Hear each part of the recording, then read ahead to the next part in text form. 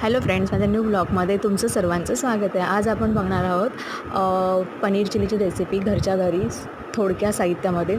तर इथे मी शिमला मिरची, गाजर आणि कोबी मिठाच्या पाण्यात भिजायला ठेवलं। त्यानंतर पनीरचे मी तुकडे करून घेतले, त्यानंतर त्याला मॅरिनेट केलं आहे। त्या मॅरिनेटसाठी सोया सॉस, चिली सॉस आणि टमॅटो कॅचअप आणि काळं मिरी पावडर थोडंसं ॲड करून मॅरिनेट करून फ्रीजमध्ये 10 मिनिटे ठेवलं होतं। त्यानंतर बारीक चिरलेल्या भाज्या सगळ्या चिरून घेतल्या मी आणि इथे मी पनीर 10 मिनिटानंतर 1 चमचा मैदा त्याला मी मॅरिनेट करते, म्हणजे कोटिंगसाठी फ्राय करायचं आपल्याला ते।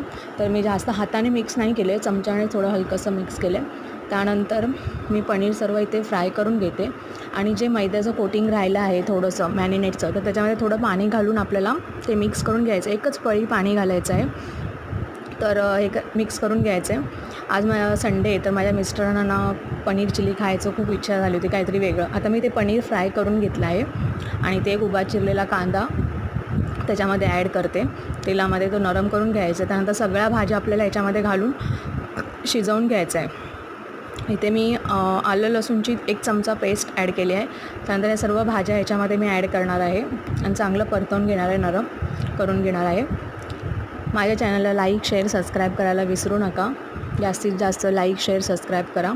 त्यानंतर भाज्या टाकल्यानंतर मी ह्याच्यामध्ये काळं मिरी पावडर थोडीशी ॲड करते, कारण मी थोडी करणार आहे ॲड, पहिली ऑलरेडी मॅरिनेटसाठी टाकली होती। त्यानंतर इथे 1 चमचा टमॅटो कॅचअप, त्यानंतर थोडासा सोया सॉस आणि 1 चमचा शेजवान चटणी टाकते याच्यामध्ये आणि हे सगळं आपल्याला मिक्स करून घ्यायचं आहे। आणि जे मी कोटिंगचं पाणी होतं ते मी मिक्स करून आता ह्याच्यामध्ये ॲड करते मैद्याचं।